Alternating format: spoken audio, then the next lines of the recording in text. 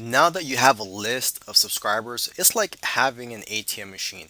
Because I myself, I have a list of subscribers and I email my list every day. I promote affiliate products every day, or at least I try to promote affiliate products every day to my list. So I earn commissions almost every day from my list. And depending on how comfortable you feel emailing your list, you could email them every day or every other day or twice a week if you want. It's up to you.